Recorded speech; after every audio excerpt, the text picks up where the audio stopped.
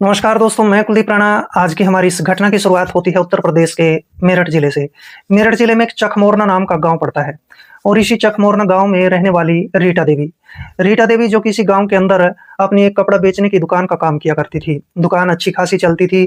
गाँव की सारी महिलाएँ इसकी दुकान पर कपड़ा खरीदने आया करती थी, जिसकी वजह से इसकी दुकान से इसको अच्छी खासी कमाई भी हो जाया करती थी। अब जो रीटा देवी होती है, इसके पति की 3 साल पहले मौत हो जाती है, जिसकी वजह से घर की सारी ज़िम्मेदारी इसके कंधों पर आ जाती है। लेकिन ये महिला रीटा देवी पति के गुज़र जाने के बाद अकेलापन घर के अंदर महसूस करने लग जाती है। रीटा देवी के परिवार में इसका ससुर सुंदर सिंह होता है और इसका एक बेटा भी होता है जिसका नाम आरव होता है। अब जो रीटा देवी होती है वो इस बात को सोचने लग जाती है कि मुझे अपना अकेलापन किसी न किसी तरीके से दूर करना है। इसके पड़ोस में एक लड़का रहता था जिसका नाम राजन होता है। राजन जो कि 10वीं कक्षा में अपनी पढ़ाई किया करता था। ये महिला उस लड़के को हर रोज़ स्कूल में जाते हुए देखा करती थी। एक दिन जैसे ही ये राजन को देख लेती है तो ये महिला रीटा देवी सोचने लगती है क्यों ना इस लड़के राजन को अपने जाल में फँसा लिया जाए। और इस तरह से अब ये महिला रीटा देवी राजन की माँ के पास चली जाती है और उसको कहने लगती है कि मुझे अपनी दुकान पर किसी एक लड़के की ज़रूरत है, क्योंकि दुकान पर अच्छे खासे ग्राहक आते हैं। अगर तुम अपने बेटे को दोपहर के बाद मेरी दुकान पर भेज देती हो तो मैं महीने में उसको 4000 रुपए दे दिया करूँगी। और इस तरह से राजन की माँ मान जाती है। अब जैसे ही शाम का समय होता है तो राजन अपने घर पर आता है और राजन की माँ शीला देवी उसको कहने लगती है कि बेटा, तेरी एक पड़ोस में चाची है जिसका नाम रीटा देवी है। वह अपनी कपड़ा बेचने की दुकान का काम करती है। तू ऐसा करा कर कि दोपहर के बाद का समय उसकी दुकान पर लगा दिया कर। राजन मान जाता है और इसके बाद अगले ही दिन से जैसे ही राजन स्कूल में पढ़ाई करके आता है तो फिर इसके बाद वह उसकी कपड़ा बेचने की दुकान पर चला जाता है। जैसे ही राजन रीटा देवी की दुकान पर जाता है तो आज रीटा देवी बेहद खुश होती है। रीटा देवी राजन को कहने लगती है कि राजन, तुम ऐसा करना, मेरी दुकान पर काम करते-करते अपनी पढ़ाई भी कर लिया करो। अब इसके बाद राजन कहने लगता है कि तुम्हारी दुकान पर तो अच्छे खासे ग्राहक आते हैं। मैं इस समय पर जो है अपनी पढ़ाई ठीक तरीके से नहीं कर पाऊँगा। अब ये महिला रीटा देवी राजन को कहने लगती है कि देखो, मैं भी काफ़ी पढ़ी लिखी हूँ। तुम ऐसा करना, रात के समय मेरे घर पर पढ़ाई करने आ जाया करो। मैं तुम्हें पढ़ा दिया करूँगी। राजन मान जाता है और इसके बाद जैसे ही रात के करीब 7 बजे के आस-पास का वक़्त होता है, तो राजन इसकी दुकान से निकलता है और अपने घर पर चला जाता है और अपनी माँ को कहने लगता है कि माँ, मुझे रीटा चाची ने अपने घर पर बुलाया है। वो मुझे पढ़ा दिया करेगी क्योंकि वो अच्छी खासी पढ़ी लिखी महिला है। लेकिन राजन की माँ जानती थी कि वो कैसी महिला है। अब राजन की माँ राजन को कहने लगती है कि बेटा, तुझे उसके पास जाने की कोई ज़रूरत नहीं है, क्योंकि उसका चाल-चलन और चरित्र कुछ ठीक नहीं है। और इस तरह से थोड़ा वक़्त गुज़र जाने के बाद जैसे रात के करीब 8 बजे के आस-पास का वक़्त हो जाता है, तो फिर रीटा देवी राजन की माँ के पास फ़ोन कॉल करती है और उसको कहने लगती है कि तुम अपने बेटे राजन को मेरे घर पर भेज दो। लेकिन राजन की माँ साफ-साफ मुकर जाती है और इस तरह से आज तो राजन तो बच जाता है। लेकिन अब ये महिला जो रीटा देवी होती है, आगे भविष्य में चलकर 2 बड़ी-बड़ी घटनाओं को अंजाम देने वाली होती है, जिसके बारे में किसी को भी खबर नहीं होती है। ना तो इसका ससुर इसके बारे में जानता था और ना ही इसका बेटा आरव इसके बारे में जानता था। दिन गुज़रते चले जाते हैं और एक तारीख आ जाती है 15 नवंबर 2025। सुबह के करीब 8 बजे के आस-पास का वक़्त होता है और रीटा देवी का ससुर सुंदर सिंह अपने खेत में कामकाज करने के लिए चला जाता है। अब जैसे वो खेत में कामकाज कर रहा होता है, तो उसके पास उसका एक दोस्त भी बैठा होता है, जिसका नाम लक्ष्मण प्रसाद होता है। और उसी समय सुंदर को थोड़े से चक्कर आ जाते हैं। लक्ष्मण अपने दोस्त सुंदर को कहने लगता है कि सुंदर, तुम ये खेती-बाड़ी का कामकाज करना छोड़ दो, क्योंकि खेती-बाड़ी का कामकाज करने में तुम्हें काफ़ी परेशानी आती है। तुम ऐसा करो, कोई अच्छा-सा नौकर अपने घर में रख लो। और इस तरह से ये बात सुंदर सिंह को बड़ी अच्छी लग जाती है।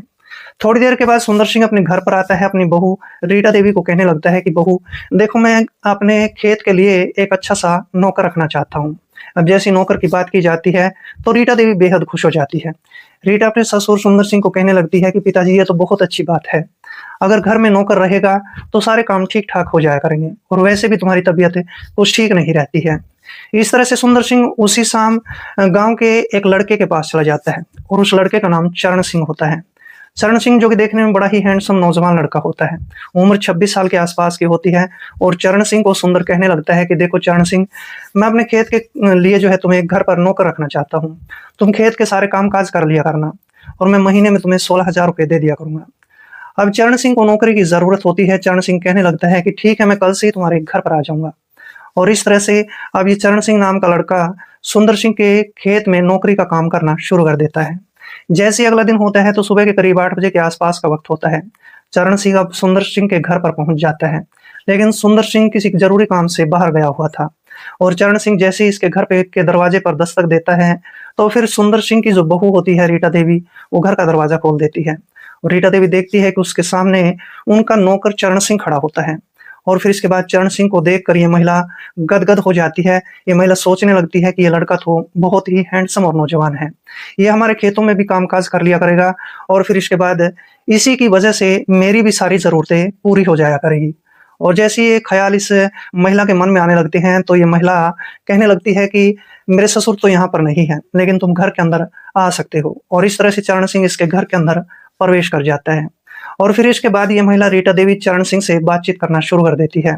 चरण सिंह को बोला जाता है कि तुम्हें हमारे खेतों के कामकाज करने हैं, और खेतों का कामकाज करने के बाद जैसे ही तुम्हारे पास समय बच जाया करेगा, तो फिर तुम्हें घर के कामकाज भी करने पड़ेंगे।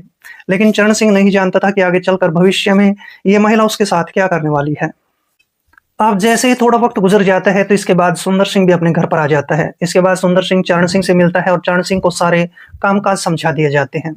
अब चरण सिंह सुंदर सिंह के खेत में कामकाज करना शुरू कर देता है।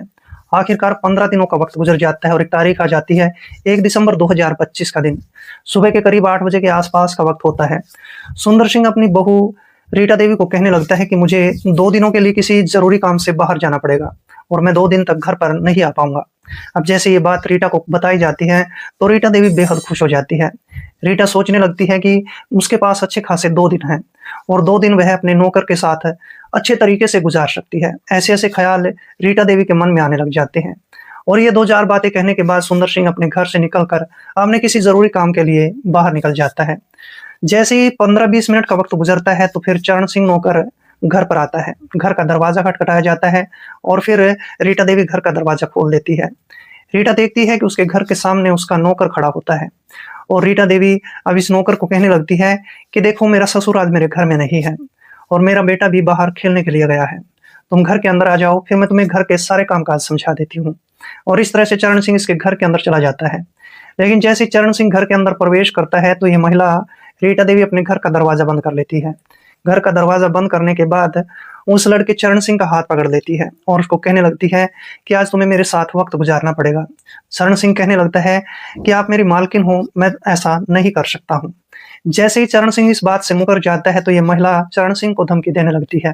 धमकी देते हुए उसको कहने लगती है कि अगर तुमने मेरे साथ वक्त नहीं गुजारा, तो फिर इसके बाद मैं यहीं पर चिल्लाना शुरू कर दूंगी, और पड़ोसियों को यहाँ पर इकट्ठा कर लूंगी। इसके बाद पड़ोसी जन तेरा क्या हाल करेंगे, इस बात के बारे में तू नहीं जानता है। अब ये जो लड़का होता है चरण सिंह काफी डर जाता है। चरण सिंह सोचने लगता है कि ये महिला तो कुछ भी कर सकती है, और इस तरह से ये महिला इसका फायदा उठाने के लिए तैयार हो जाती है। अब चरण सिंह चुपचाप खड़ा रह जाता है। ये महिला उसका हाथ पकड़कर उसको अपने कमरे के अंदर ले जाती है, और फिर कमरे के अंदर ले जाने के बाद ये महिला रीटा देवी इसके साथ गलत काम करना शुरू कर देती है। और ये गलत काम तब तक किया जाता है जब तक इस महिला रीटा देवी का मन चरण सिंह से नहीं भर जाता है। और चरण सिंह के साथ जब ये काम कर लिया जाता है, तो फिर इसके बाद ये महिला चरण सिंह को कहने लगती है कि जब भी अब मैं तुम्हें अपने घर पर बुलाऊंगी, तुम्हें आना पड़ेगा। चरण सिंह वहां पर मजबूर हो जाता है। चरण सिंह को यह धमकी दी जाती है कि अगर तू मेरे घर पे नहीं आया, तो फिर इसके बाद मैं तुझ पर झूठा इल्जाम लगाकर जेल में भी डलवा सकती हूँ। जैसे ही ये धमकी इसको दी जाती है, तो चरण सिंह वहां पर मजबूर हो जाता है। और जैसे ही इन दोनों का ये काम खत्म हो जाता है, तो इसके बाद चरण सिंह को खेत में भेज दिया जाता है। इसके बाद ये महिला रीटा देवी अपनी दुकान पर चली जाती है, अपने कामकाज में व्यस्त हो जाती है। लेकिन आगे भविष्य में चलकर चरण सिंह के साथ इससे भी बहुत बड़ा और भयानक कांड होने वाला था। आखिरकार दिन गुजरते चले जाते हैं, और एक तारीख आ जाती है 28 दिसंबर 2025 का दिन। सुबह के करीब 8 बजे के आसपास का वक्त होता है, और ये महिला रीटा देवी अपने घर से निकलती है और अपनी दुकान पर कामकाज में व्यस्त हो जाती है। थोड़ी देर के बाद इसकी दुकान पर कुछ ग्राहक भी आते हैं, और वो ग्राहक कपड़ा खरीदने के बाद अपने अपने घरों पर लौट जाते हैं। लेकिन थोड़ा सा वक्त गुजर जाने के बाद इसकी एक पड़ोसन जिसका नाम आरजू देवी होता है, वो इसके पास कपड़ा खरीदने के लिए आती है। आरजू देवी इसकी अच्छी खासी सहेली होती है, और ये महिला रीटा देवी आरजू को अपनी सारी बातें बता दिया करती थी। थोड़ी देर तक ये दोनों महिलाएं आपस में बातचीत करती रहती है। तभी आरजू देवी रीटा को कहने लगती है कि रीटा, तू बहुत ही खुश रहती है, आखिर तेरी खुशी का राज क्या है? तू तो जानती है कि मेरे पति तो विदेश में रहते हैं, जिसकी वजह से मैं काफी परेशान रहती हूँ। अब रीटा देवी अपनी सहेली आरजू देवी को कहने लगती है कि देखो, हमने तो एक नौकर को रख रखा है, और वो नौकर हमारे खेतों का कामकाज भी करता है, हमारे घर के छोटे-मोटे कामकाज भी करता है और साथ में वह मेरा भी काम चला देता है। अब जैसे ये महिला आरजू देवी को सारी बातें कहती है तो आरजू देवी का माथा ठनक जाता है। आरजू देवी कहने लगती है कि तू अपने नौकर के साथ समय गुजारती है। तभी रीटा देवी कहने लगती है कि इसमें तो कोई हर्ज वाली बात नहीं है। अब आरजू देवी भी सोचने लग जाती है कि अगर मैं भी इसके नौकर के साथ अपना थोड़ा-सा वक़्त गुज़ार लेती हूँ, तो इसमें कोई आपत्ति वाली बात नहीं है। आरजू देवी साफ-साफ शब्दों में रीटा देवी को कहने लगती है कि रीटा, तुम जो तुम्हारा नौकर है, मैं उसके साथ तो थोड़ा-सा वक़्त गुज़ारना चाहती हूँ। अब जैसे रीटा देवी को ये बातें कही जाती है, तो रीटा कहने लगती है कि चलो कोई भी बात नहीं है, मैं उससे बातचीत करके देखती हूँ। लेकिन आरजू कहने लगती है कि मेरे घर पर मेरी सासू रहती है और वो मुझ पर बाज की तरह नज़र रखती है। ये काम मेरे घर में तो नहीं हो सकता है। लेकिन रीटा देवी कहने लगती है कि ये सारा काम आज रात मेरे घर में होने वाला है। अब आरजू देवी कहने लगती है कि तुम्हारे घर के अंदर तुम्हारा बेटा आरव रहता है और तुम्हारा ससुर सुंदर सिंह भी रहता है। उन दोनों के रहते हुए ये काम नहीं हो सकता है। इसके बाद रीटा कहती है कि जैसे ही मैं तेरे पास रात के समय फ़ोन करूँगी, तू मेरे घर पर आ जाना। बाकी की बात सारी मैं सँभालने वाली हूँ। और इस तरह से इन दोनों महिलाओं की योजना बनकर तैयार हो जाती है। आखिरकार आरजू अब इससे कुछ कपड़े खरीदती है और कपड़े खरीदने के बाद अपने घर पर चली जाती है। आरजू देवी भी सोचने लगती है कि उसके भी इच्छाएँ, जो उसके अरमान हैं, वो सारे पूरे होने वाले हैं। अब रीटा देवी सोचने लगती है कि धीरे-धीरे करके जैसे ही शाम का समय होगा, तो फिर शाम के समय उसको अपने काम को भी अंजाम देना है। अब जैसे ही शाम के 7 बजते हैं, तो आज जो रीटा देवी होती है, अपनी दुकान को रात के 7:30 बजे के आस-पास ही बंद कर देती है। और फिर जैसे दुकान बंद कर दी जाती है, तो फिर ये महिला पास के ही एक मेडिकल शॉप पर चली जाती है। मेडिकल शॉप पर जाने के बाद वहाँ से कुछ नींद की दवाइयाँ खरीदी जाती है और फिर जो दुकानदार होता है, उसको अच्छे खासे ज़्यादा पैसे दिए जाते हैं और फिर ये दुकानदार इसको कुछ शक्तिवर्धक टैबलेट भी दे देता है। और ये सब कुछ सामान खरीदने के बाद रीटा देवी अपने घर पर चली जाती है। घर पर जाने के बाद शाम का खाना बनाती है। खाना बनाने के बाद उस खाने के अंदर नींद की दवाइयाँ मिला दी जाती है और फिर ये खाना अपने ससुर सुंदर सिंह को खिलाती है और अपने बेटे आरव को भी खिला देती है। जैसे ही आधे घंटे का वक़्त गुज़र जाता है, तो फिर ससुर सुंदर सिंह को भी गहरी नींद आने लग जाती है और इसके बेटे आरव को भी अच्छी खासी गहरी नींद आने लग जाती है। रात के करीब 9 बजे के आस-पास का वक़्त हो चुका होता है। रीटा देवी देखती है कि उसके जो परिवार के सारे सदस्य हैं, वो गहरी नींद में सो चुके होते हैं। अब रीटा देवी अपनी सहेली आरजू के पास फ़ोन कॉल करती है। आरजू को बताया जाता है कि तू जल्दी से मेरे घर पर आ जा। और इसके बाद 10 मिनट का वक़्त गुज़र जाने के बाद आरजू देवी भी रीटा देवी के घर पर आ जाती है और फिर ये दोनों सहेलियाँ घर के अंदर बैठ जाती हैं। रीटा देवी उसी समय अपना फ़ोन उठाती है और अपने नौकर चरण सिंह के पास फ़ोन कॉल करती है। चरण को बोला जाता है कि तुम्हें इसी समय मेरे घर पर आना पड़ेगा। अगर तुम मेरे घर पर नहीं आते हो, तो फिर मैं तुझ पर झूठा इल्ज़ाम लगाकर तुम्हें जेल भी करवा सकती हूँ। चरण सिंह को जैसे ये बातें कही जाती हैं, तो चरण सिंह अपने घर से तुरंत बाहर निकलता है और फिर इसके बाद वह इन दोनों के घर के सामने आ जाता है। घर का दरवाज़ा खटखटाया जाता है। रीटा देवी घर का दरवाज़ा खोल देती है और फिर इसके बाद ये दोनों ही औरतें इस लड़के चरण सिंह को लेकर अपने कमरे के अंदर चली जाती हैं और फिर इस तरह से चरण सिंह के साथ वही गलत काम करना शुरू कर दिया जाता है। ये दोनों औरतें तब तक इस गलत काम को करती हैं जब तक इनकी इच्छा पूरी नहीं हो जाती है। लेकिन आज की रात रीटा और इस महिला आरजू देवी की कोई भी इच्छा पूरी नहीं हो पाती है। अब रीटा देवी सोचने लगती है कि मुझे इसको कुछ दवाइयाँ देनी पड़ेगी और इस तरह से रीटा देवी तुरंत अपनी रसोई के अंदर जाती है। रसोई के अंदर से एक गिलास के अंदर दूध निकाल लिया जाता है और उस दूध के अंदर 2 शक्तिवर्धक टैबलेट भी मिला दी जाती है और ये सब करने के बाद वो दूध इस लड़के चरण सिंह को पिलाया जाता है। चरण सिंह मना करता रहता है, लेकिन जबरदस्ती दूध पिला दिया जाता है और फिर से ये दोनों महिलाएं इस चरण सिंह के साथ वही गलत और गंदा काम करना शुरू कर देती हैं। लेकिन फिर भी रीटा का मन नहीं भरता है। रीटा देवी सोचने लगती है कि अब तो इसको 4 शक्तिवर्धक टैबलेट देने में ही फायदा है और इस तरह से अब रीटा देवी अपनी रसोई के अंदर फिर से जाती है। 1 गिलास दूध का लिया जाता है और उस दूध के गिलास में 4 शक्तिवर्धक टैबलेट मिला दी जाती है। ये सब कुछ मिलाने के बाद रीटा देवी अब इस चरण सिंह नौकर को वो दूध का जो गिलास है जबरदस्ती पिला देती है।